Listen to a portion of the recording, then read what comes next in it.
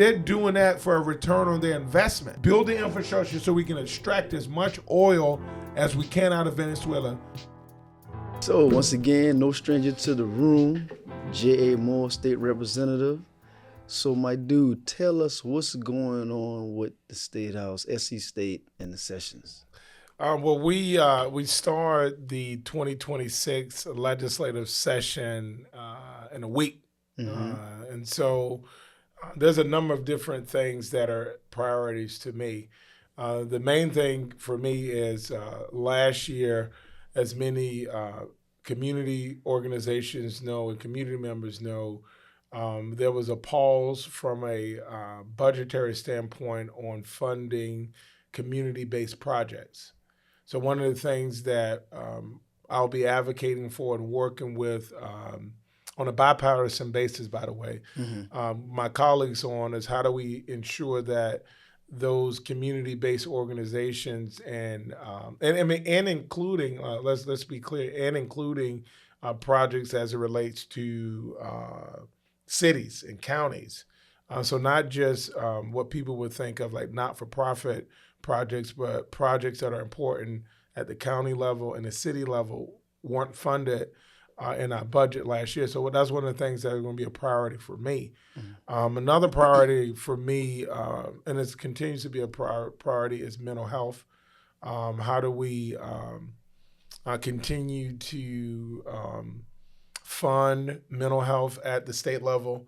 And also, how do we continue to provide more resources for South Carolina as it relates to mental health, and specifically our community, Black folks.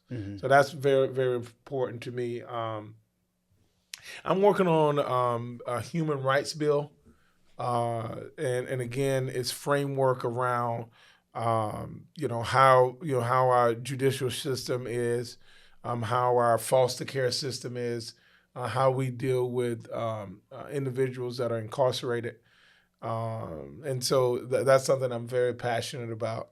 And, again, we're seeing that play out both here in South Carolina, nationally and internationally, as we saw the invasion of Venezuela just recently. So, I think we need an assessment here in South Carolina how we're dealing with the human rights of individuals. I'm excited about that. I'm very excited about that. Yeah. And I see, and that's definitely where the mental health would definitely come into play for sure.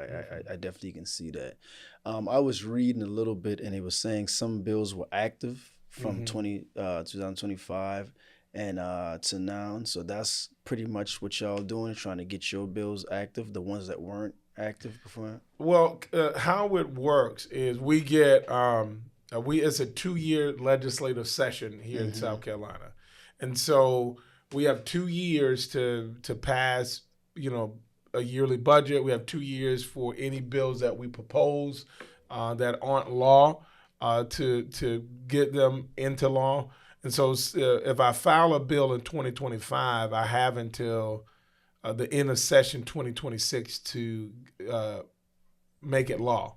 And so I can file them all the way up until the end, started in, January. We're really technically December 2024 all the way until technically the end of the year 2026. So you have a 2-year window of getting bills passed before the new legislative session, which will start in January of 2027. Oh, okay. Does that make sense? Yeah. So you got that's like a little junction. Yeah. You know what I mean? You got a brief window. You got like a 2-year window to get bills passed. So so bills that were filed last year, we can still work on those this year. Any bills that we filed this year, we'll work on until the end of this year. Oh, okay. Yeah. So and you said you briefly touched on Venezuela. What's your thoughts on that? Because there's been a lot of things going on, and I guess somewhat conspiracy, some truth, some fiction. What's your thoughts on that? I think firstly the most important thing for me to say is that to the people of Venezuela, both the people that live here in my district, District 15, and in South Carolina, friends of mine that are of Venezuelan descent, the people that currently live there. I mean, I think, all of them, a lot of them are celebrating that. I know. Yeah. The fact that I think it's clear that their recently previous leader, by all accounts, was not good for the totality of the people in Venezuela. So I think there's some warranted celebration that he's no longer the leader of Venezuela. And at the same time, us coming in, snatching, folks up, you know what I mean, in the middle of the night. Yeah. It bothers me, when we're talking about democracy, when we're talking about human rights and the sovereignty of countries and nations, that here we are as a country. I mean, look, we just had, a few years ago, our president, the current president, when he lost in 2020, incited an insurrection in D.C. Where he didn't want to leave, his power. Right. And so, I mean, it is true that the previous president of Venezuela didn't want to leave, and he didn't leave, but so did ours. So what if a foreign country would have snatched up our president? Right. You know what I mean? How would we have felt?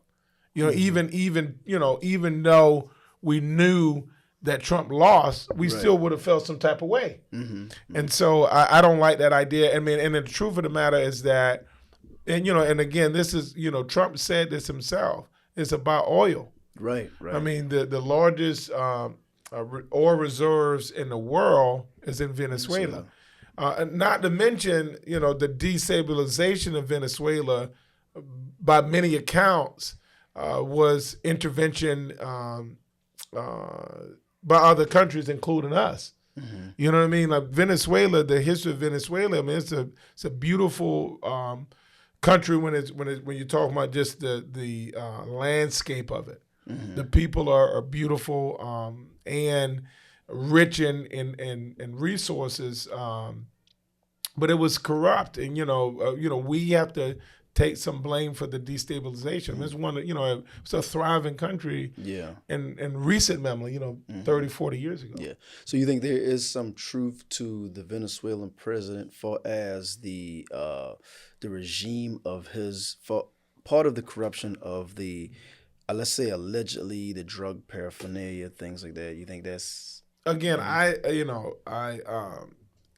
think statistically it will say that cocaine and fentanyl and drugs like that we cite aren't massively produced in Venezuela. It's in other countries. Right. And again, there like many countries, there are drug production, but not at I don't think it's at the level that the justification of it. Again, let me be clear. Like, I'm not saying the guy didn't need to leave. And again, I think it's a relief that he's gone. I think the Venezuelan people are better off that he's not their leader anymore. You're right. But I just think it, just destabilizing a country.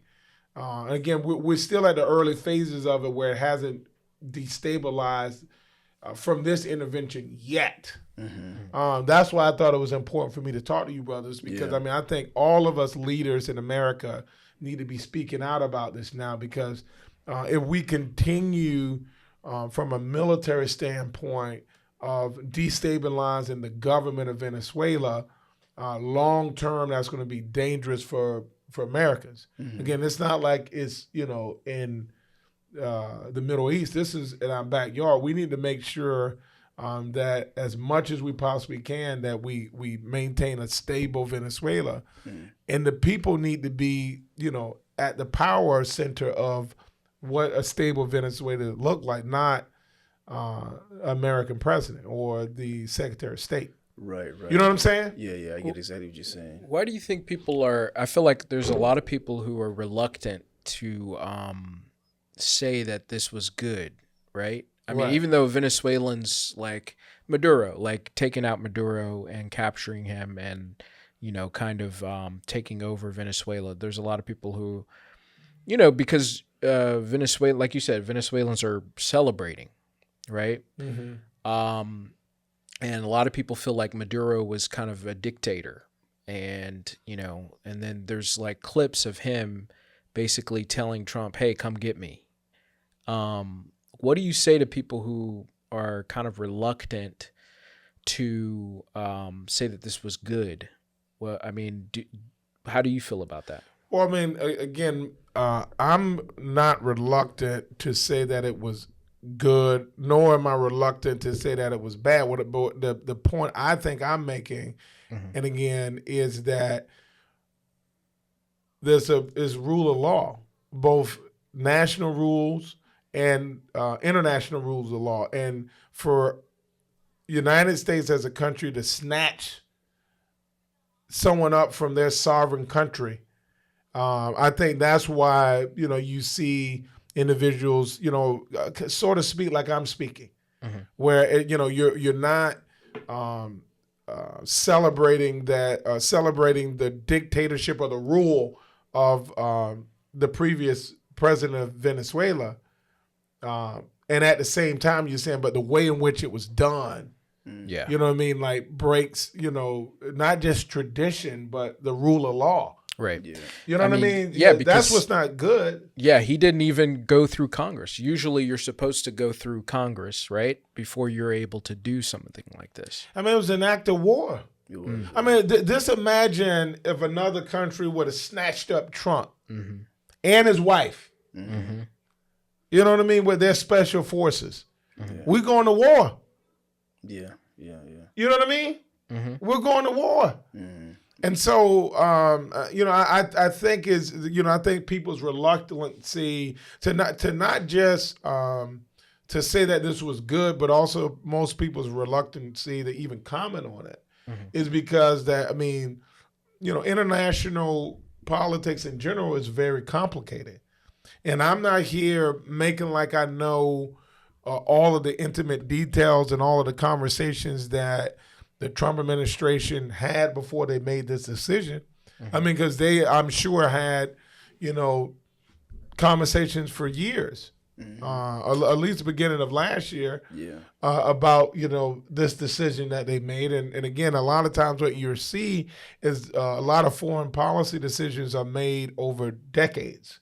Now, this is something, Maduro has been in power, I think, for something like 12 years. Yeah. Been in Venezuelan government for decades.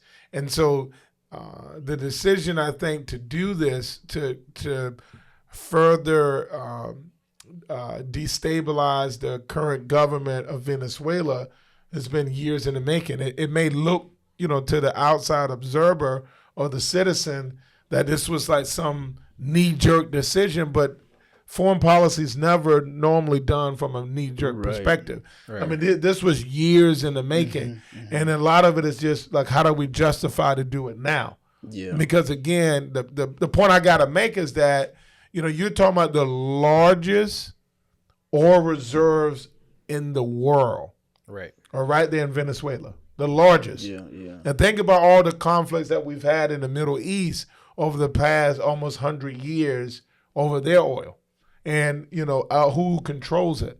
And I had a friend of mine, because I've been talking to people all over the country, both in politics and folks in business and everyday Americans about this. I had a friend of mine asked me, so what would you have rather happen? China have come and invaded and snatched up Maduro and then now the Chinese government control the oil. I was like, look, that wasn't going to happen. The American oil companies already have a presence in Venezuela.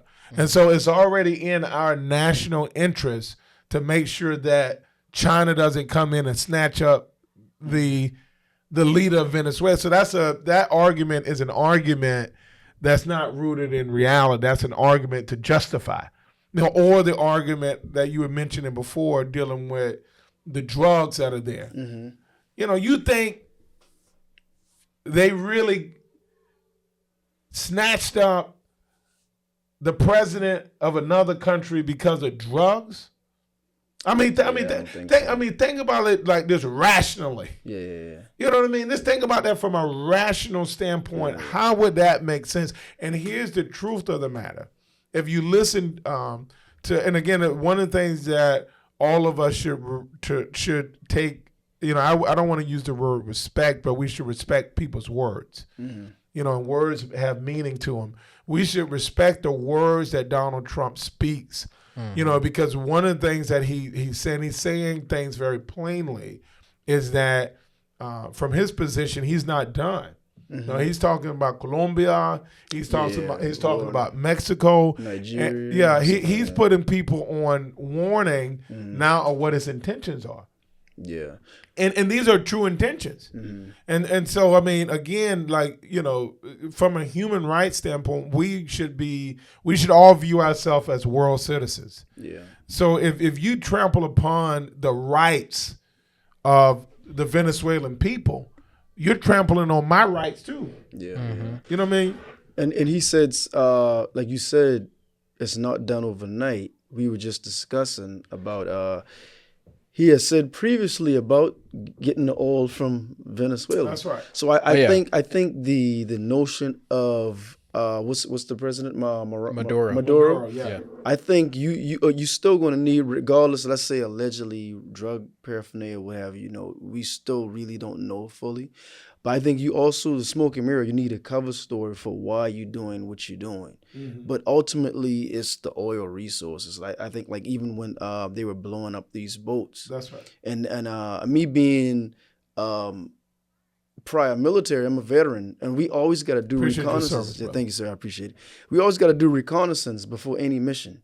You go, you have to assess, and people were saying that they didn't assess anything, and they were, and so unfortunately, allegedly, some fishermen got unalived in these attacks. You know, but I think it's always been about the oil, always been about the resources. Someone told me, which I believe, they said, you want to know what things are, you follow the money. Right. You always follow the money. And That's when right. you find an accessible amount of money, you will find corruption from the top to the bottom. And that's just what it is. And again, man, look, I mean, again, I personally do not condone any time we do any kind of regime change and interference in any kind of another country, because it normally doesn't work. It destabilizes that country, and again, that is not good for any citizen. Right. And it's good for, you know, certain interests.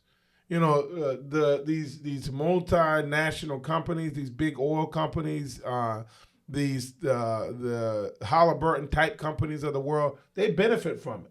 You know, and some people that invest in stock in these companies or invest in, you know, when countries are destabilized, there are some winners in this. Oh yeah. But for the citizen, again, and that's my whole.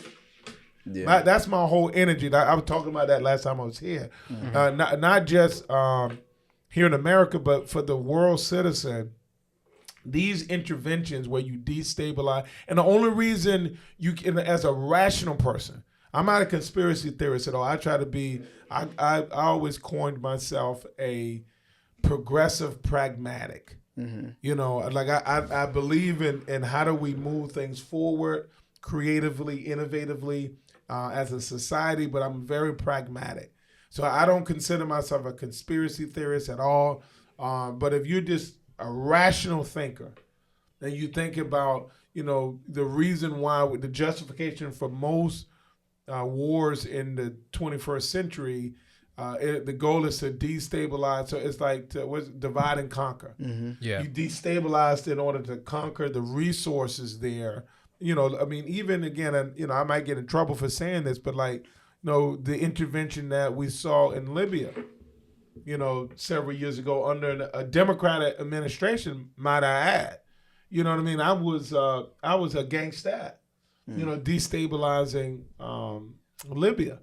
You know, and again, and that's not me justifying anything that leader of Libya did, Gaddafi, did. I mean, you know, they're you know, there are documented truths about about the hurt and pain and disruption he caused the world. But again, my point remains the same. When you destabilize a place, it benefits the few, not the many. And that's what I'm so concerned with. Like, as we continue to destabilize the Western Hemisphere, and we've been doing it for generations. Yeah. And I shouldn't say we. I think what I mean is large corporations and people that have different interests in the powers that be. That's right. Yeah. I even saw on a local level, I don't know if you saw it Sunday, they even here at Marion Square, because we here in Charleston, they even had a protest about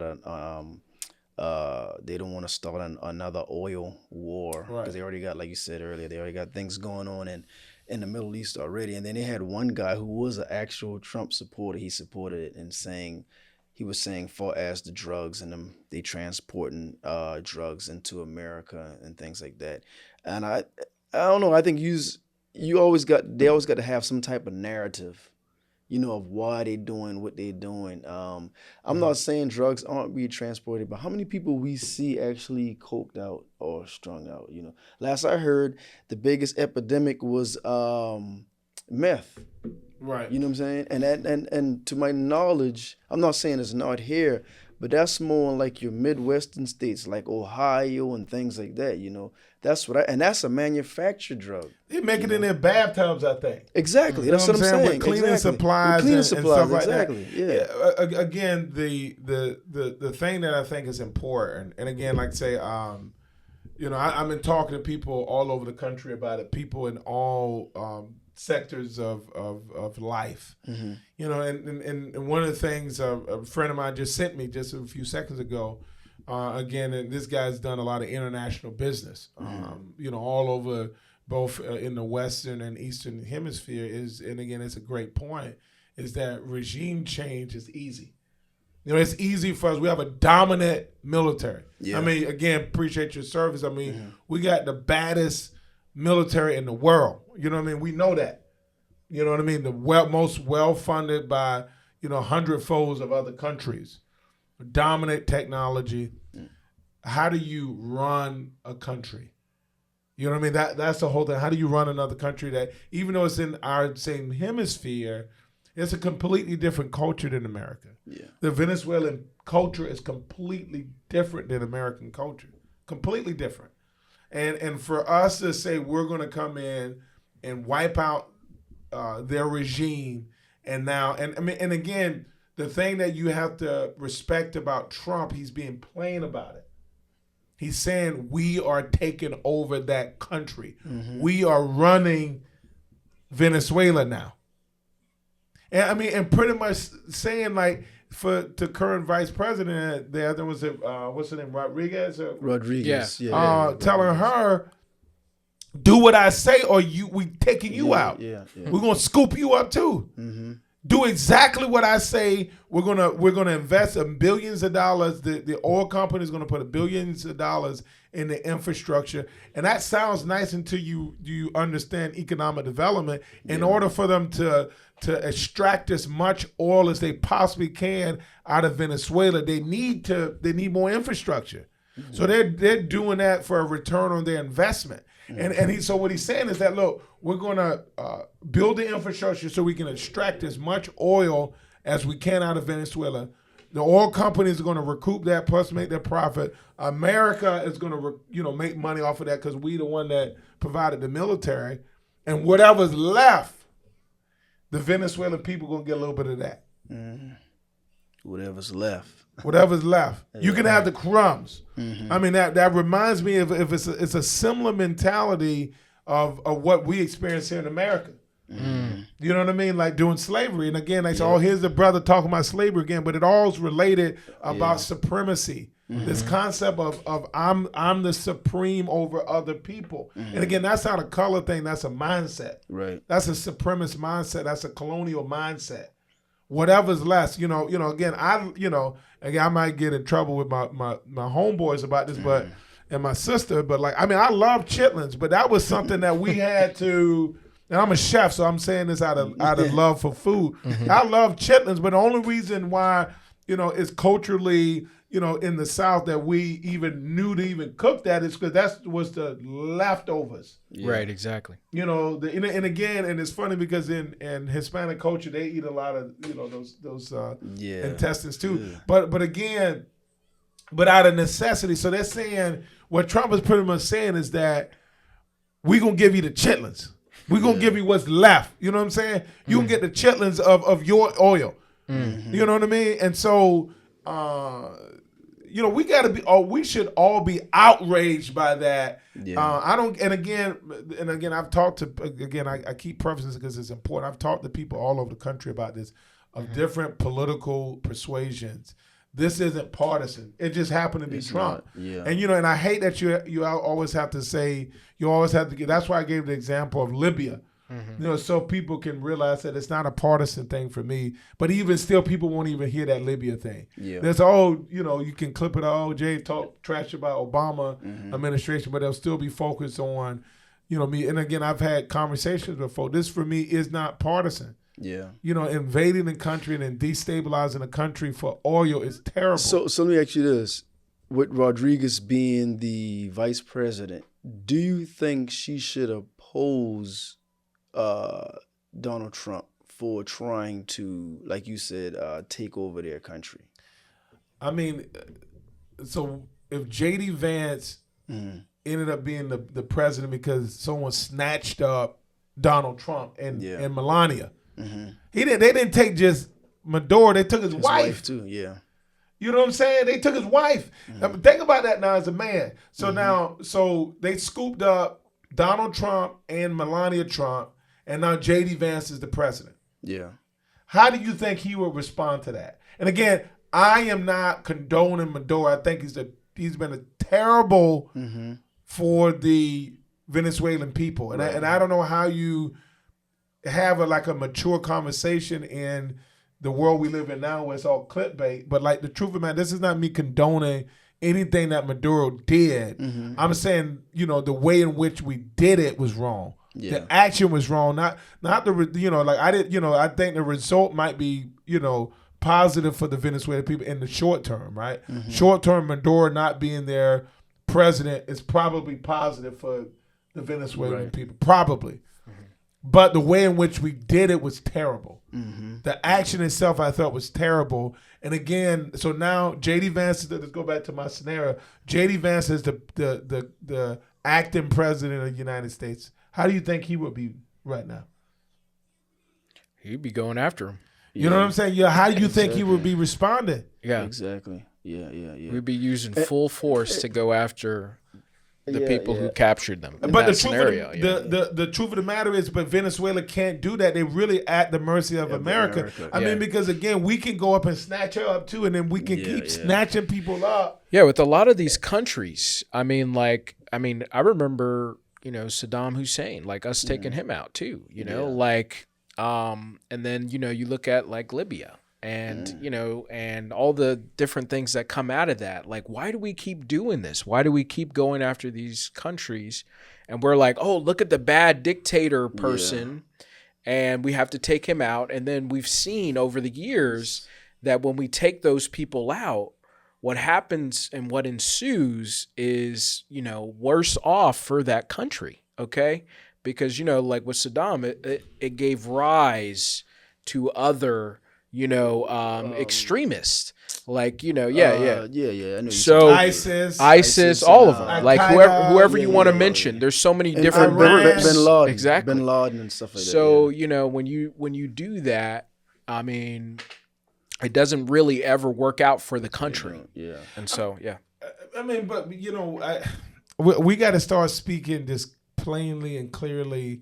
The reason why we do it is to continue to control the world. It's simple. Yeah, we can talk all philosophical. I can talk political if you guys want me to. But the truth of the matter is the reason why we're doing it is that destabilization allows for the person to destabilize something to be in control. Yeah. This is all organized. This isn't that they're not making these decisions not being rational or not. As you know from military, they do a collateral assessment. So they're before they when they do their war games, they're saying they've decided this number of civilians will die, this number of military folks will die.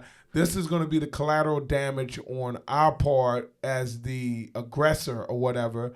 And so they do an assessment of these are going to be the causes and effects of what we do. Yeah. And again, so they predetermine most of these destabilization operations and then do it in order to continue to be in control over the world and the decisions that are made again. And that's how we assert our dominance is through military force. Military force, right. And again, I'm not, I love the military. I was in the National Guard, you know what I mean? And so, and again, I appreciate your service. Appreciate your service. So it's not about me being anti-military. Again, the military, as you know, the way our government is worked, it's the civilian, the commander in chief that is over our military. So these are political decisions while we go to war. Right. And as military personnel, you just act out on what the command is. You know what I mean? Like, that's it. This is your operation. This is what your duty is, and you facilitate the duty. And the military does it at the highest level in the world. But again, and so the reason we do it to again, I over elaborate it, is because it's good for the powers that be, the multinational companies to have chaos. Because for them it's not chaotic. For them it's the plan. It's the plan. Even how we talk about domestic policy and we talking about the economy isn't working for working people. Again, it's working for the people that wanted this economic policy in America. The reason why, how we have a affordable housing crisis in this country is by design. It's not a crisis. If you look at what's happening in the housing market right now, the housing market right now is being set up where private equity and large corporations, and this is my hypothesis and prediction, in the next 50 years will own the majority of residential housing, and most people will be renters. Now you already seen a trend with people in their 20s and 30s and 40s, based on the generation before ours, are buying houses later on in life, and most people already. In that demographic from 18 to 40 are disproportionately renters and not homeowners compared to the generation before them and the generation before that. And so it's the same thing. That's by design. That's not just happening by accident, or it's just a trend, and it's just there's other. No, that's by design. Same thing with what we're seeing from foreign policy. It's happening by design. The invasion of Venezuela was designed. It didn't just happen, in January of last year or when they started speaking about it publicly. This is something that they've been wanting to do for over a decade now. I think that, like, in my opinion, if I was, or even the vice president of Venezuela, with even beforehand, all the resources you have, right, with the oil reserve, or why not build up your military so you don't have to worry about things like this, like other foreigners coming in, taking over your whole country construct, right? And also, I would say too, if Maduro is a threat, let us try him in our land. He's our problem to deal with. Give him back to us. We'll try him, by the people who feel that he's so badly mistreated. Let him be tried. However, so be. Whatever they decide to be, prison, or I don't know if they do any type of lethal injection or whatever. You know what I'm saying? Well, he had power over them. He did, yeah, but what I'm saying is now that they have captured him. Yes, okay. Bring him back here, right? Let us try him. You know what I'm saying? In our courts. Well, because that changes the narrative of their intentions of capturing him. Of America. Yeah, exactly. Because the narrative that they're giving now is that he was committing crimes as a drug cartel leader. Yes. And the crime was against Americans.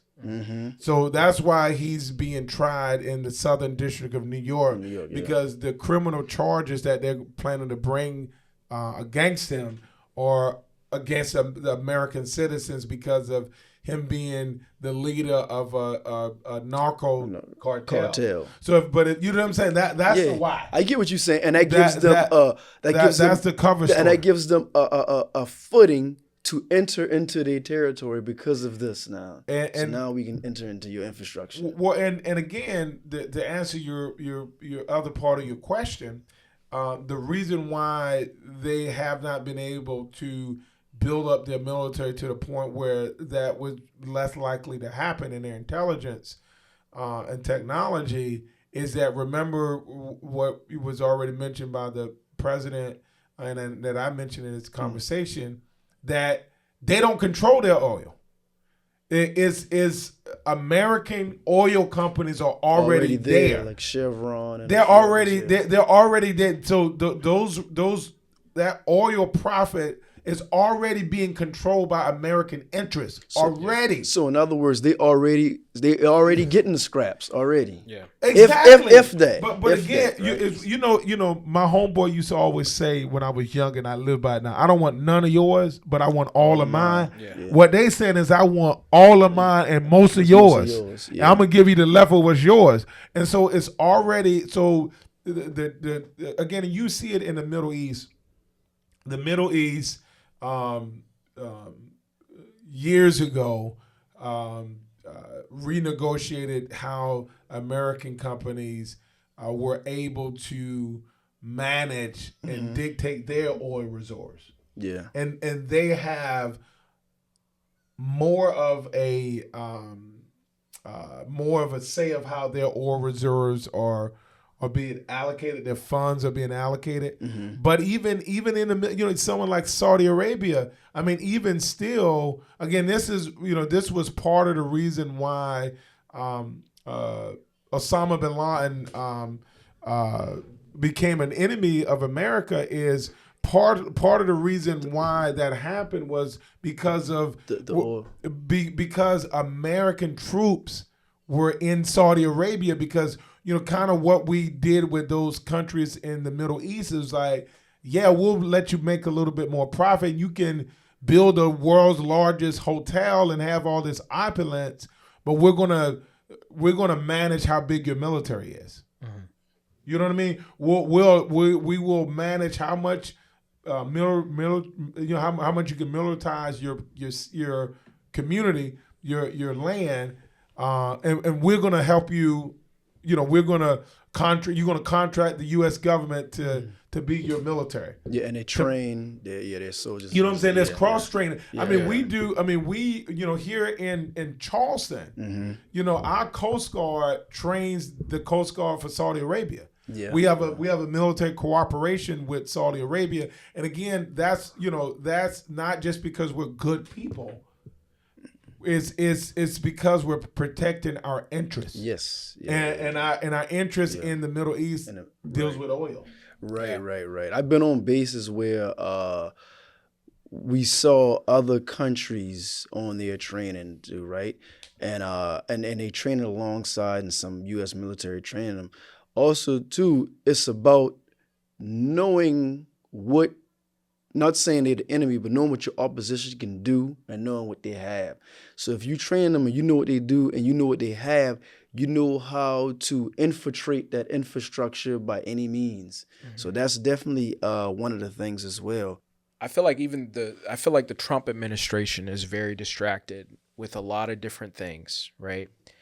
But the main reason why they went in with that was because they went in and tried to get the oil, or this is what people are saying, that they went in to try to get the oil because, China and Russia and all of these other countries had a vested interest in Venezuela because of those reserves. I've also heard that the reserves or the oil has to be rehabilitated because a lot of it's kind of like messed up or something like that. Do you know anything about that? Or Well, yeah, what do you think about that? It's kind of what I already got, what I mentioned earlier, and I should have maybe elaborated. One of the things, again, conversations I've had with folks is talking about China in particular, and China has invested not just in Venezuela, but a lot in the Western Hemisphere, and a lot in the Caribbean, and definitely in South and Central America. So that is true. China has invested a lot of resources in those areas. But the truth of the matter, as it relates to oil, the United States has taken a strong position in Venezuela for a long time on controlling the oil extraction from Venezuela. And again, Trump mentioned in his press conference that they will need to spend billions of dollars for infrastructure. They ain't talking about roads and bridges for the citizens. They're talking about the infrastructure needed to extract the oil. Yeah. So you are correct that it is going to, they will invest billions of dollars in order to start extracting more oil out of the Venezuelan land. But that's in the plan already. You know what I mean? And again, I understand the argument about not wanting other countries that are more powerful than Venezuela to come in and have a larger influence over the land. But again, one of the things I'm concerned with is this destabilization, and again, most of it is led by economic interests, international, multinational interests, oil companies, other large companies that are interested in those natural resources. And again, what do we say now to what's happening in Ukraine? You know what I mean? Yeah, exactly. They're so distracted with everything else, except the stuff that he ran on. Right. Ending these wars and stuff. But yeah, go ahead. Well, I mean, but I'm thinking about how do you take a more moral war position that what Russia is doing and Ukraine is wrong when we just did it. Yeah. We just took out. We're doing regime change in Venezuela. So how can we tell Russia what they're doing with Zelensky is wrong? It's contradictory. How can we tell China what they've been talking about for the past century, or not quite century, but what they've been talking about for the past 60 years with Taiwan is wrong? How can we say, China, you can't invade a sovereign land like Taiwan when in fact the way the Taiwanese government is set up is more interconnected with China than we are to Venezuela? I've been in Taiwan, so how can we tell China that if you invade in any way Taiwan, that's an act of war, and we just snatched up the leader of Venezuela? I guess what they would justify, so when he was not democratically elected, because based on all accounts, he didn't get elected in the last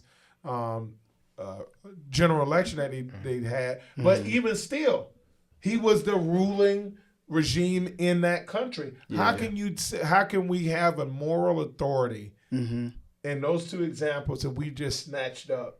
And again, I'm saying destabilization, and it affects all of us. I'm a strong believer in democracy. Yeah, and a lot of people are saying that China might move a little bit quicker now on Taiwan, because now they say they have they can say, "Yo, look at what you just precedence." Did. Yeah, exactly. In a legal term, right. We have you did this in your hemisphere. You stay out of my dealings with. They come. There's drugs being flowing in from Taiwan. Again, I support the Taiwanese people. I want to be clear about that. I've visited there. I have a lot of dear friends there. I don't want that to happen. That's why I think it's so important for us as Americans and elected leaders here in America to be strongly against going into a sovereign country and snatching up their leader. Yeah. You know what I mean? Yeah. And now running it. Let me ask you, so do you think, in some cases, they almost act as if, America acts as almost if the Geneva Convention don't apply to them, but they want to adhere it to everybody else in some instances? He who, how to say, what's the, he who rules make the rules or whatever? How's that say? He who rules makes the rules. Something like that. We're saying it wrong, but something like that. But who win? He who wins makes the rules or something like that. Yeah. You know, you playing spades or something at somebody's house. Yeah. You know what I'm saying? Like, and they got these new rules of how you play spades. You know what I mean? Like that, they won't play it like that, but you know they got their own rules for them how they play They spades. keep moving the goalposts. Yeah, and so what the point I'm making is that at the end of the day, most of the you know, international law and even national law, it's just framework, right? It's just, this is what, you know, we all agree upon the law is. Because I mean, think about it. If you just think about it, like let's just be like, just be free thinkers for a moment. You know, the laws that we all follow, the laws that I you know, draft up and legislate and vote on, and the governor signs even here in South Carolina, it's a collective group of us that's saying we agree, the majority agree that this is now the law.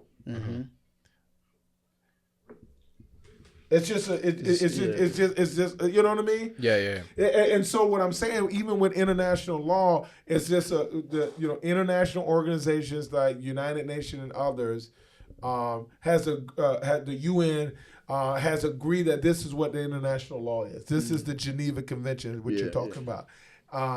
But again, all laws have loopholes, right? well, it's not even a loophole. It's like if I say that I interpret this law differently, that's my interpretation, and whether you agree with it or not. And again, that's the legal side of now. Now my lawyer. What I'm saying is that I'm sure there's international lawyers that work on behalf of the United States government. Again, i.e. the reason why they said the reason in which what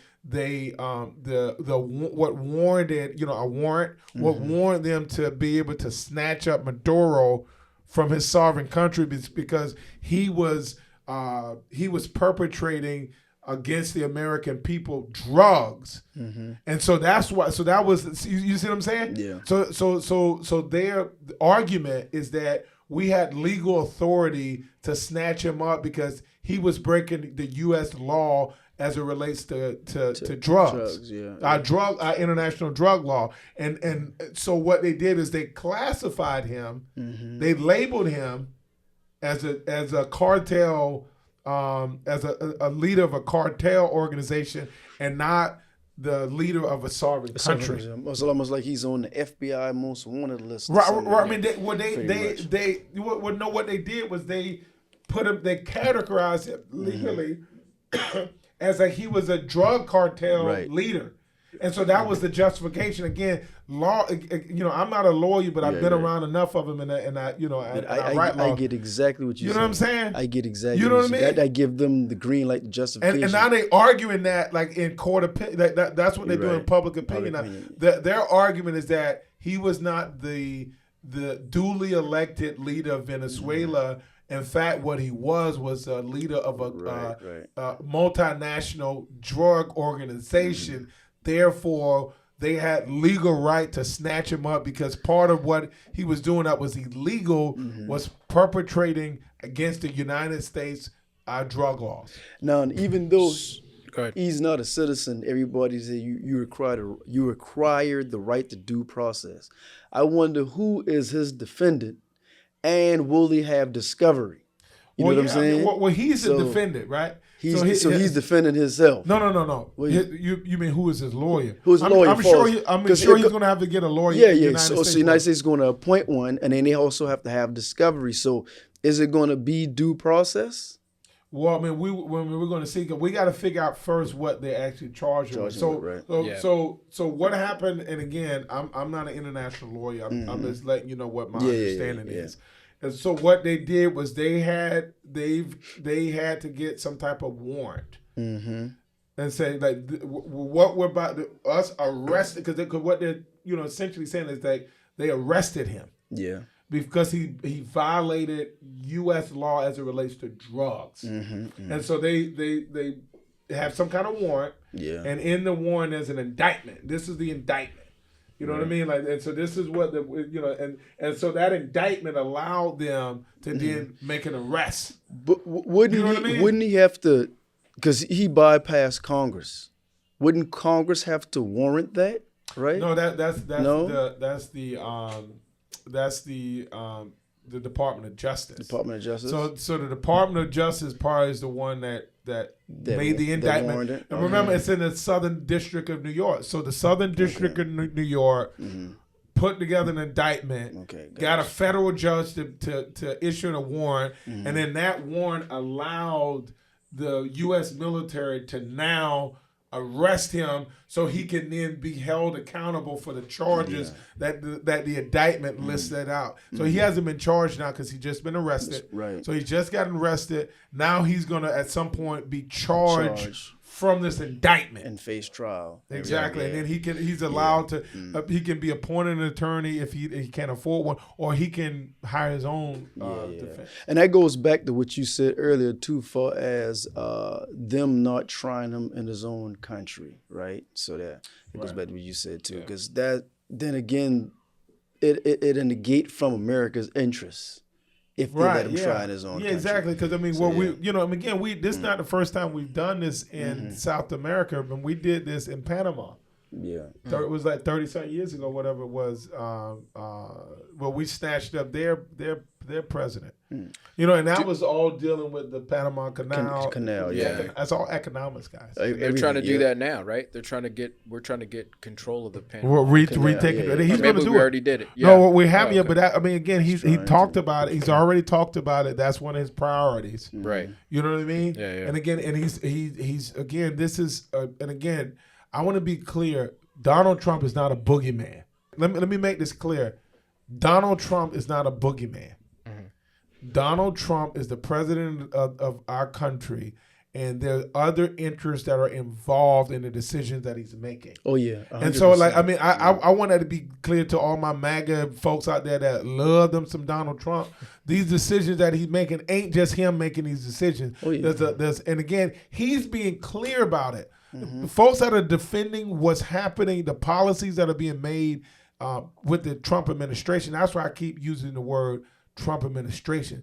These aren't decisions that Donald Trump is just magically thinking up in his head. These are decisions that are being made, and he's saying directly where it's coming from. This is coming from American oil companies. Yeah. This is something that they've wanted to do for years.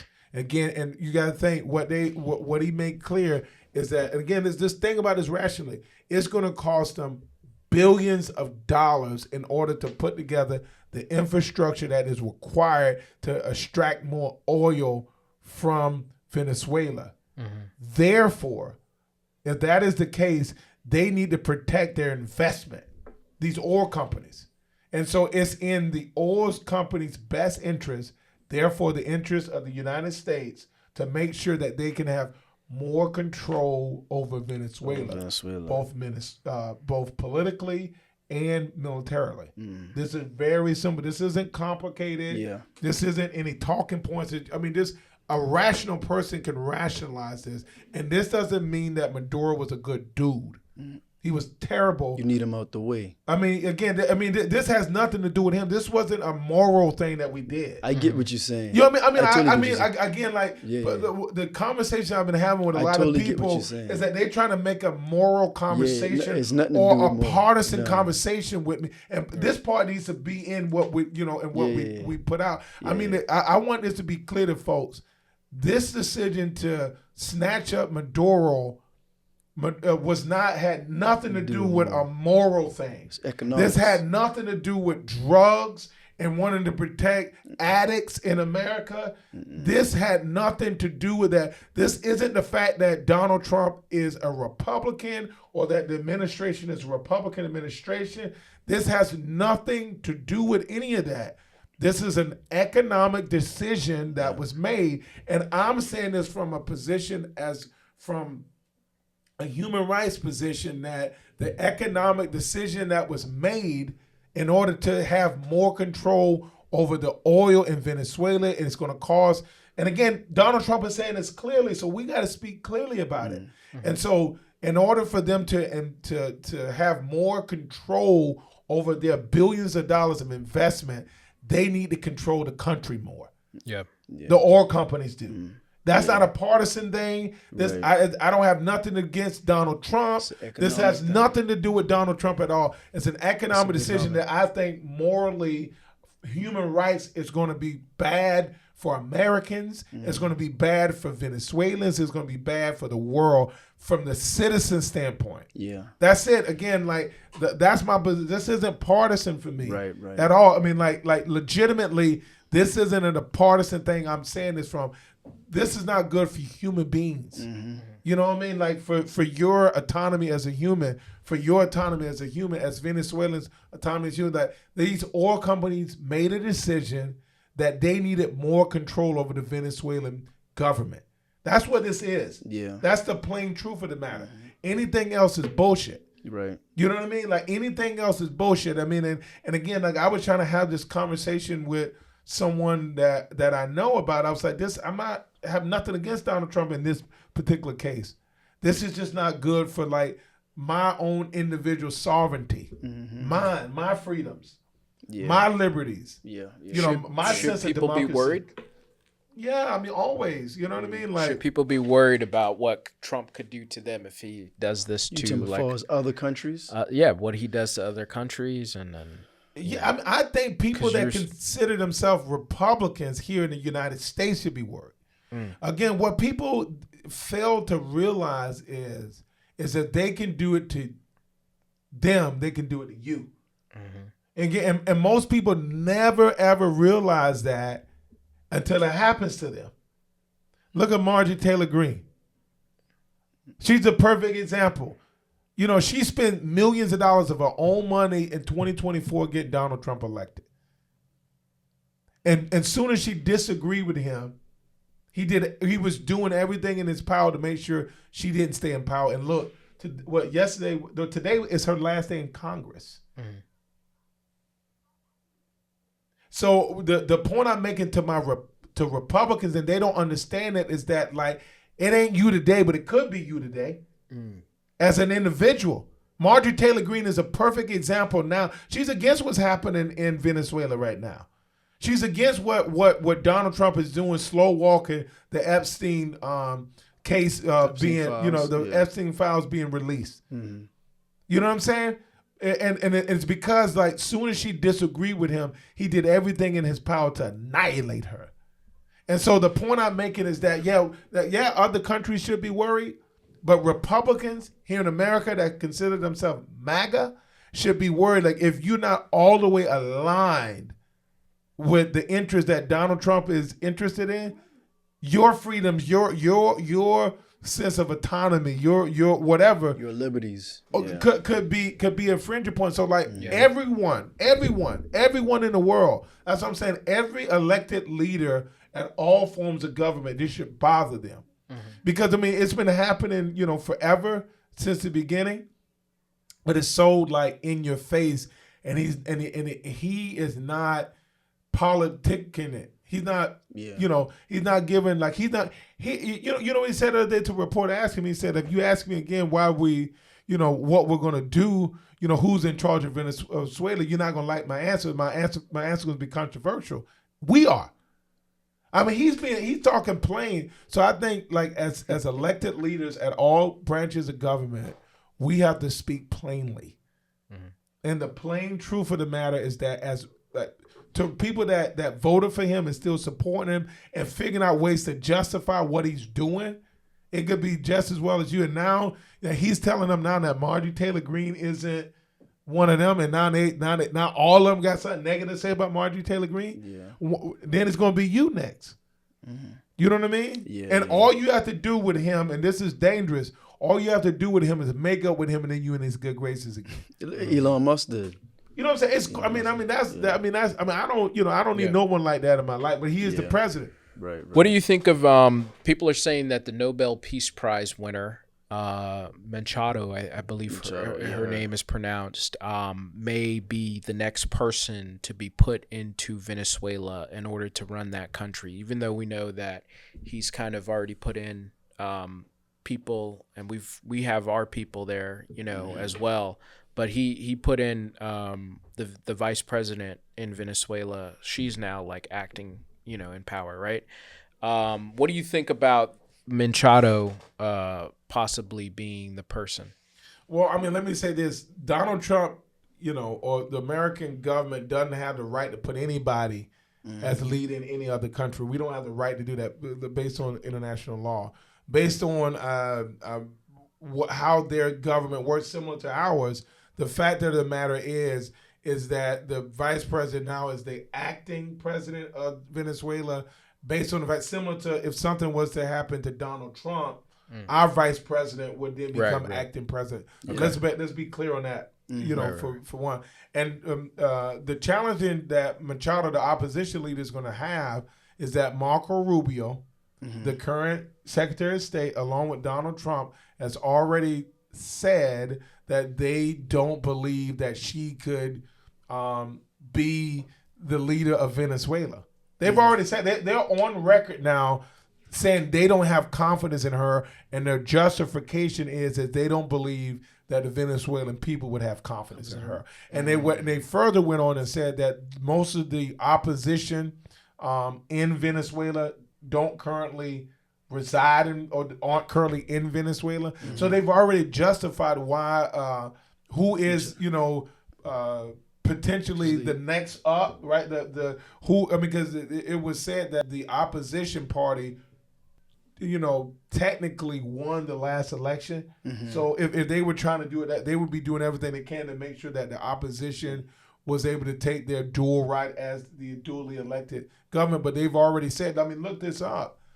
Rubio has already said that they, number one, that most of them aren't in Venezuela right now. And number two, he doesn't believe that they have the political or moral authority where they could rule and be respected. So they already kind of sort of like, nah, we don't. Yeah, well, she ain't playing ball quite yet. But let me just and you don't have to speak on it. But I'm gonna read this, and this is from Current Report, right? That they said about just in Venezuela's opposition leader Maria Corina Machado said they are ready to take over the government, and that once freedom is secured, she will move Venezuela's embassy in Israel to Jerusalem. That's what they're saying on Current Report. Now I don't know. I just read. I said, so what's the question? I'm not asking no question. I'm just reading the statement. I just read the statement. I don't know if you got any thoughts on it, but about the fact that she's willing to move the Venezuelan to Israel, to Jerusalem. And once again, that goes back into what we won't speak on about what I was saying, and that's the reason why I brought that up. Look, let me say this. Let me say this again, like to go back to what's her name, Machado? Machado, yeah. Yes. To go back to Machado, I think there is some standing that she had, both what has been reported when that election happened, that there is some standing potentially that they have claimed to have been duly elected to be governing Venezuela now. I think we can, there's enough reporting out there where she can make that argument, and I think she should continue to do that. Any international maneuvering that she needs to do at this point in order to be supported with her argument or her claim that the opposition previously was elected by the Venezuelan people. I think that's her role as the opposition leader or the leader of her party. She should be doing everything she can possibly can to get international support. And so I think what you just read demonstrates her, doing international politics. Again, not to speak specifically on that particular what you spoke about. But it sounds to me that she's ready to play ball. Exactly. That's exactly what it sounds like. That's exactly what it sounds like. I mean? By any means. You know, I look like sound like she's ready to play ball. Mm-hmm. Yeah. As we wind down, I wanted to ask you more so about some local things. Okay. The governor race is going to be happening. It's coming up, right, this year. What do you think of the candidates that we have? Mm-hmm. And I mean, obviously, I think the big one, right, is like, Nancy Mace. So like they have to go up against her. That's the name or whatever. Right. But what do you think about the governor race here in South Carolina? And are you throwing your hat into the ring? I'm gonna announce now on your show that I will not be running for governor in 2026. Talk to me in 4 years, and I can give you a different answer probably. Okay. But what I will say is that, and politicians say this shit all the time, and I think it's true. And it may sound banal, but it's true. This election, specifically here in South Carolina, this year is extremely important. Number one, I'm running for re-election. I'm announcing it first on your show, District 15. So I ask for your vote. I ask for your support for your listeners. But this is a very important election. I think what we've seen with the affordability crisis that we have here in South Carolina, folks can't afford any kind of emergency, let alone a dollar amount. Just to pay their bills. We see a housing market here in South Carolina specifically where it's disproportionately not for working class people. We see stagnant wages here in South Carolina. What we do see is we see a lot of job opportunities here in South Carolina, but we don't see a lot of opportunities for mobile upward mobility. Also, we have an education system here in South Carolina where we're still in the bottom 5 in the country. We have infrastructure here in South Carolina where we're multi-year ranked the worst in the country. And at the same time, we have some of the best people I've ever met in the world. Some of the smartest, hardworking, genuine, earnest people in America. So it's a disconnect. The people of South Carolina and the services in which they're getting here in South Carolina. And so there's an opportunity for Democrats here in South Carolina to really step up. An opportunity for, at all levels of government, to say enough is enough and to mobilize people like we've never done it before. But it is not done in words, it's done in action. I had an opportunity last week to spend time with Reverend Jesse Jackson, who's from Greenville, South Carolina, up in Chicago. I spent the day with him, and we know he ran for president in '84 and in '88. He's been a leader in the nation when it comes to human rights, civil rights, justice, and equality. And spending time with Reverend Jackson and his son, Congressman Jonathan Jackson, what it taught me was that this experiment that we're celebrating 250 years this year, this experiment of democracy here in the United States, it's an action word. Democracy is.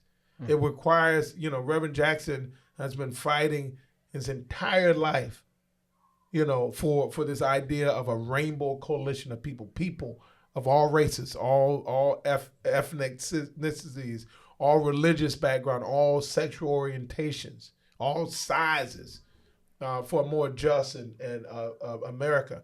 And what that experience taught me is that we have to take action here in South Carolina as Democrats. And so to answer your question specifically about the governor's race, you have a number of people on the Republican side that are running that will be terrible for the state of South Carolina. Because what you will see is the same that we've seen for the past 30 years, under Republican leadership. Worse, infrastructure in the country, some of the worst schools, educational outcomes in the country. You see a wealth gap in here in South Carolina that's disappointing. We have some of the highest taxes in the Southeast. Now you're talking about if we continue to do what we're doing for the past 30 years, where we have allowed Republicans to rule, you have some of the worst domestic violence in the country here in South Carolina. The maternal rates for maternal health for especially Black and brown people is some of the worst in the country. Yeah. So again, the point I'm making is that any of those choices, based on statistics, again, this isn't a partisan conversation I'm having. Just look at the data.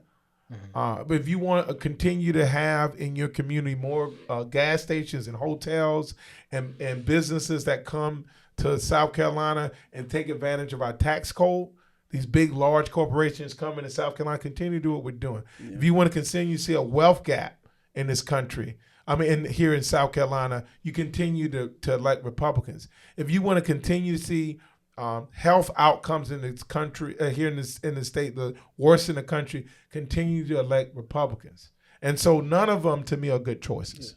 Because the truth of the matter is that it's been 30 years of them in complete control of government at the state and the federal and the local level. And we are worse off than we were 30 years ago. And I don't mean to cut you off, I'll let you finish making your point, but I totally agree with you because statistics show that's majority red states. Worse economic, worse in education. Majority red states are like that. And usually they in the rural like areas, right? Yeah. And again, the point I try to make to folk is that because what they are good at, Republicans are good at, is like destabilization. And so what they're doing now and what they've done here in South Carolina, done it all over the South, is that created this sense that the majority of Democrats are Black. The majority of at the legislative level, even at the federal level, our only elected Democrat at the federal level is Jim Clyburn. The majority of our state legislators that are Democrats are African American. So they already destabilizing our party, making us the collective believe that, if you're Black in South Carolina, you're Democrat, and if you're white in South Carolina, you're a Republican. We make up 27% of the population here in South Carolina. That's a lot as Black folks, but we need everybody. And but people feel good about winning. Like, I'm voting for the winner every time. And what they don't realize is that, but you're not winning. Right. You're not winning when you vote for, again, to be last in education, last in healthcare, last in infrastructure, last in economic mobility. You know what I mean? We got corporations coming here to take advantage of our tax code, but how many people are creating generational wealth because we have these large corporations coming here? Again, one of the signs when you talk about economics of a poor state is they have the majority of the people work at these big corporations. South Carolina, disproportionately, most people work at these big, large corporations. The sign of a healthy state is when the majority of people work for small and medium-sized companies. We don't have that in South Carolina. And so, again, we have an opportunity this election to elect leaders at all levels of government. The governor is important. We have an opportunity to elect a Democratic government, but it's going to take all of us to put in the work. Yeah. At every level of government to do it, and just to talk plainly. I don't need to have any kind of character assassination or any of the candidates that are running on the Republican side. One of my dear friends, former Senator Marlon Kempson, always quotes. Always quotes the Bible. Telling let the work I done speak for me. Mm-hmm. So let the work that the Republicans have done speak for them, and the work that they have done is what I've laid out clearly. And I think if individuals, again, now there are people that it's in their best interest to vote for Republican. That's not the majority of the people that live in South Carolina. Yeah. That the majority of the people that vote Republican are voting against their own interests. Of course. But if you're one of those few people that have benefited from the policies, the public policies, and that doesn't mean that in the past 30 years you haven't been successful. That's the individual.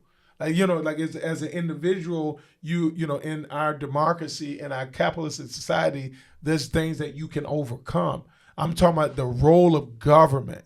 Again, I've laid it out clearly when you talk about education, talk about healthcare, when you talk about infrastructure, when you talk about safety.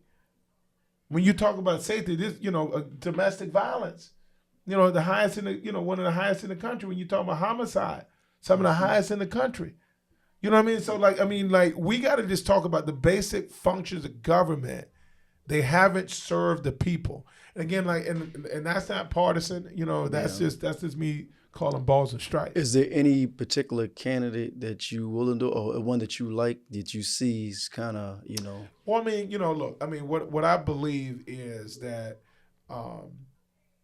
as a party, we have an obligation to talk about those issues that are important. Mm-hmm. One of the things that I'm doing over the next several months is going out more into the community, having those kind of conversations about what the candidates are offering here in South Carolina, and contrasting it on both sides of the aisle. Because again, if there's something that anyone is saying that's going to be helpful to the people in District 15, I want us to have a conversation about it. And at this point, I'm not making any endorsements at this point. But what I am saying is that we have an opportunity, not just the governor's race. We have a Senate, U.S. Senate. Lindsey Graham is up. Yeah. We have a congressional race, the first congressional district that's going to be competitive this year. So we have some opportunities, some state house races that are important to me that we can look at. I look at Georgia, right, and what Stacey Abrams was able to do in Georgia. Why can't we do something like that in South Carolina, where you turn that state blue, or purple, whatever you want to call it? It seems like we have enough people who moved here, from different states to be able to turn a place like this blue, and I look at, how many people don't vote. You know what I'm saying? Mm-hmm. There's so many people who don't vote. That's how do we energize them? How do you create a movement like what Stacey Abrams was doing? I don't know. What do you feel? How do you feel about that?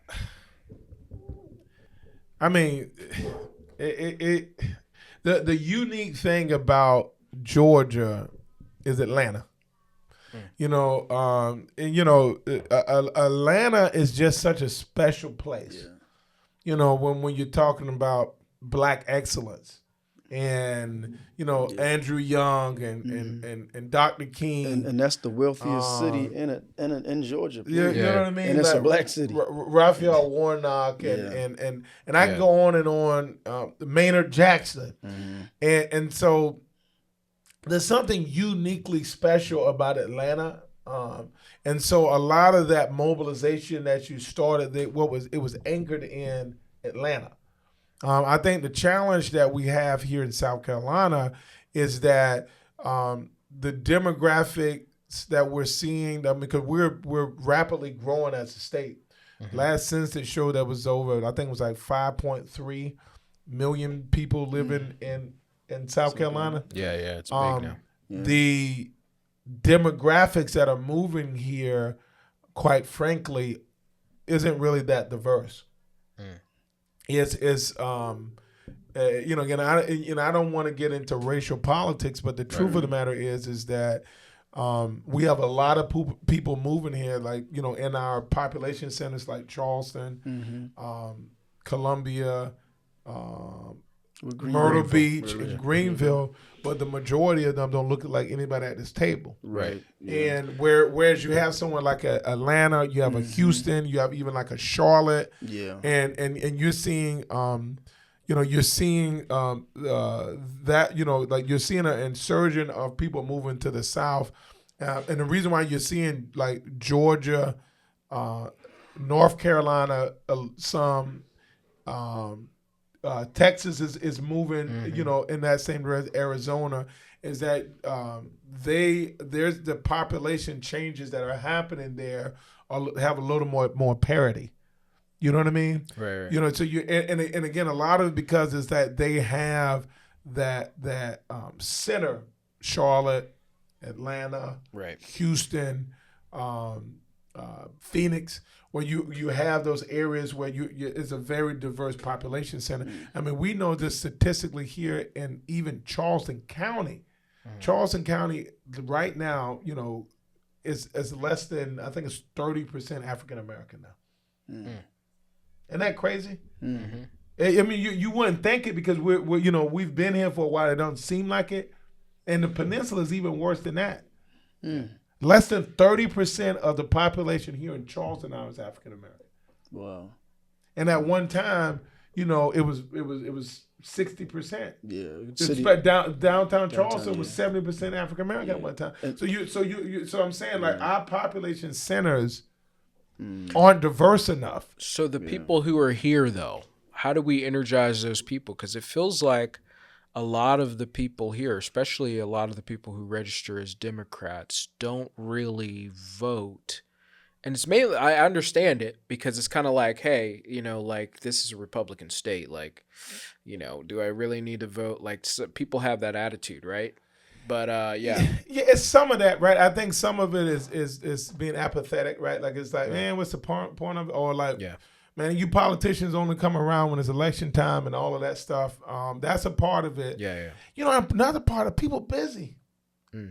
People just living their lives and voting is important to them at times, but sometimes sometimes they don't have a reason. Sometimes they just don't realize that, today is election day and they got a bunch of other stuff going on. They're picking up their kids from school. They're going to work. Yeah. I mean, they just living their lives and they just haven't really been in the practice of like voting or being engaged in, and like during election time, we put a lot of money and time and resources and volunteer hours into letting people know.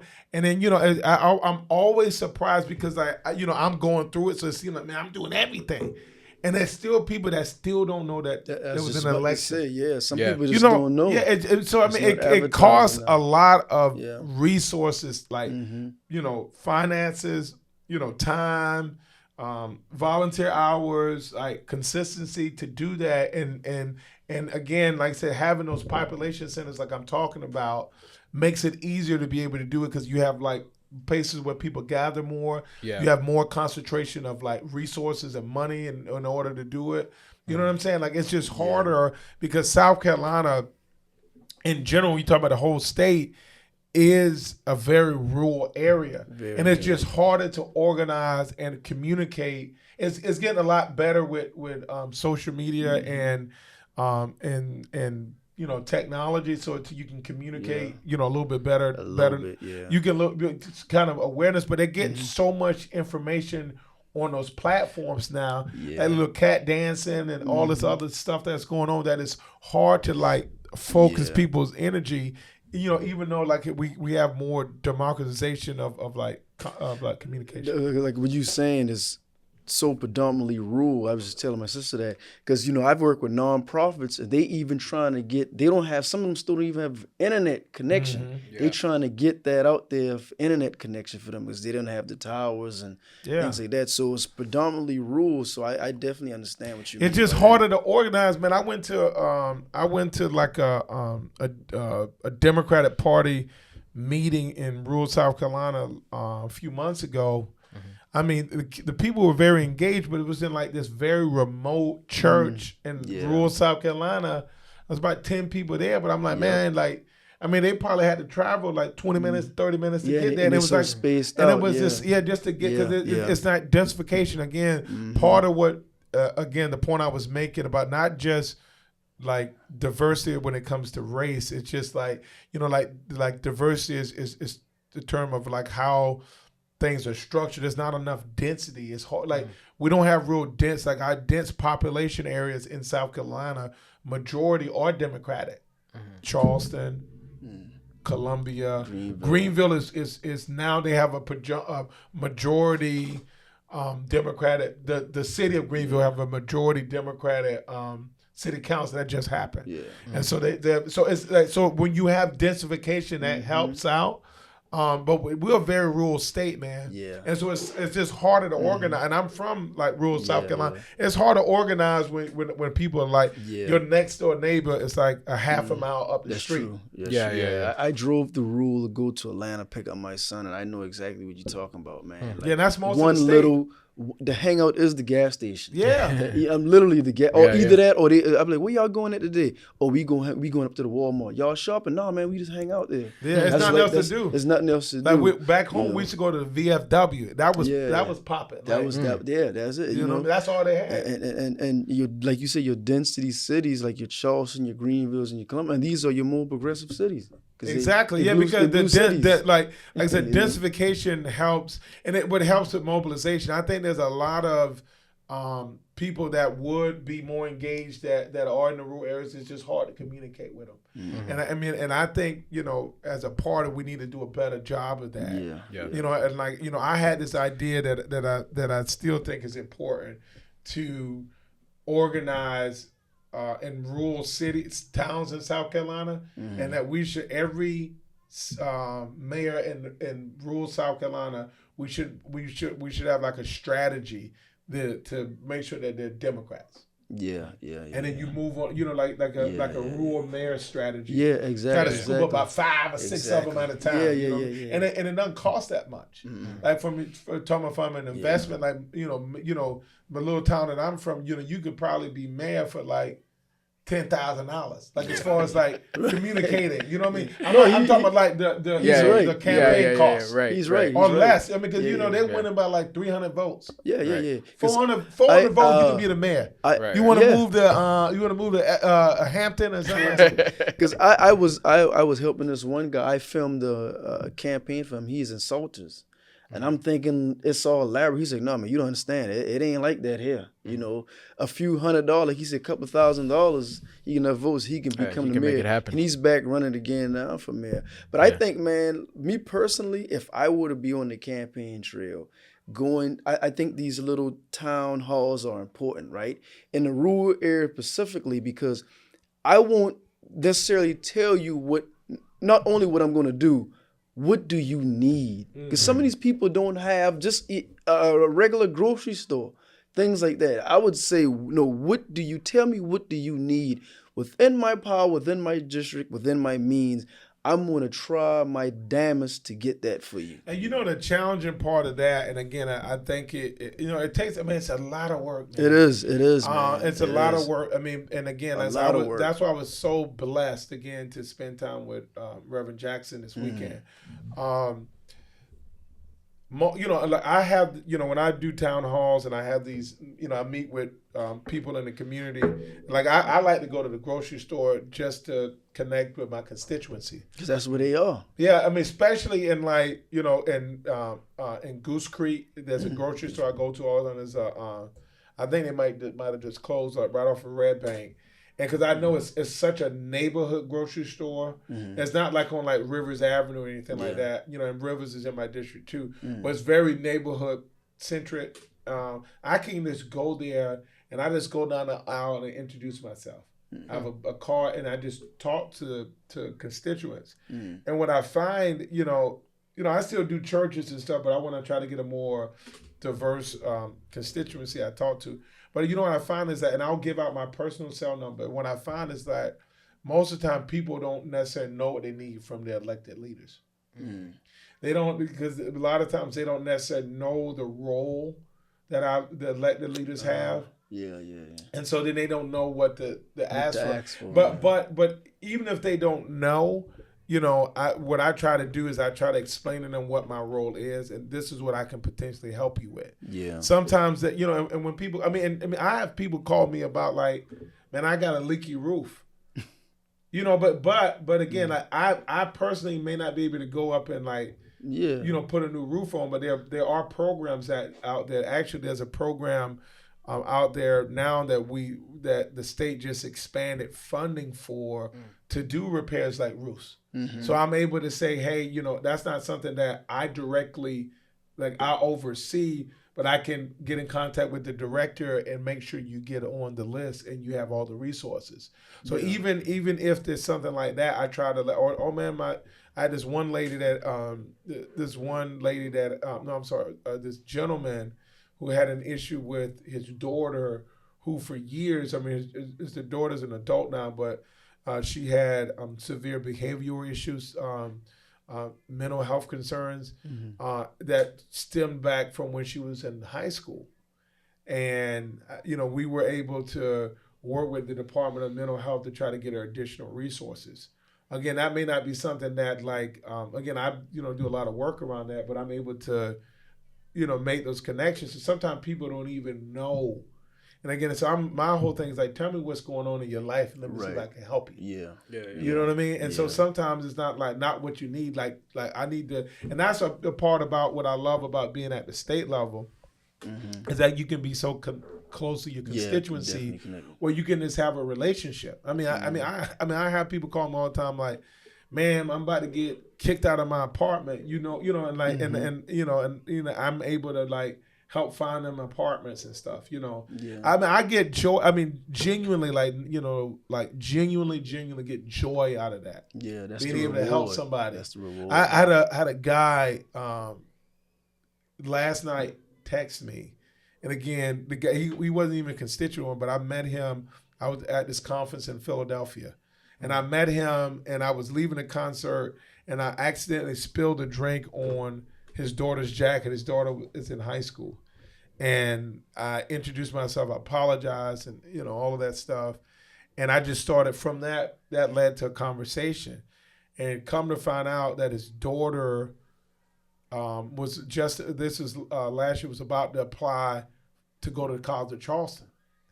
And I was like, oh, that's great. I know a lot of folks there, it's not in my district, but I'm close by. I said, let me write her a letter of recommendation. And I just did it, because we just sparked up a conversation. And he texted me last night and said she got into the honors college. She would have probably got in anyway. Yeah. You know what I mean? Because she was obviously a smart kid because she got in honors school. But me just being, taking the time and connecting with people, it felt good. That felt good to me, that I was able to send that letter. Maybe it helped, maybe it didn't. And to get that update of this is how we're doing now. And I told him, I was like, hey, let's continue to build a relationship because who knows how that person can maybe help a constituent of mine one day. Yeah. That's you know what good, I'm saying? man. Exactly. You know what I mean? Like it's that's the power of it all. Mm-hmm. Yeah. Yeah. But it takes a lot of work, man. To answer your question, does. like I know we went on a whole nother thing, but it takes a lot of work. All of it takes a lot of work. The voter education, voter connection. It just like this. Limited resources. You do as best you can. Yeah, man. You're running again. Yes. Can you? I would just take like a minute and just talk about you running, Right. and how people can get involved with whatever you're doing, and I mean, do I look at it? You want me to look at the camera? Yeah. So this is South Carolina State Representative J.A. Moore, and again, I want to thank you two brothers for having me. Again, every election year is an important year. Every election year is the most important election of your lifetime, every time, because democracy doesn't stop. Fighting for freedom doesn't stop. Justice and liberty, it doesn't stop. It's constant. So every election year is the most important election year of your lifetime, every year. This year, I will be running for re-election. I've been elected to District 15, which covers Goose Creek and North Charleston, for the past 8 years. This is going on my 8th year. 4 terms. I'm running for re-election in November of this year because there's still so much work to be done. And most of the work revolves around how can I be helpful? How can I be an agent of change in your individual lives, whether it's working on infrastructure that I've done for the past 8 years, working on mental health resources for our community, working on economic mobility for the people here in District 15. And so I would love to get to know each and every one of you. And it's difficult.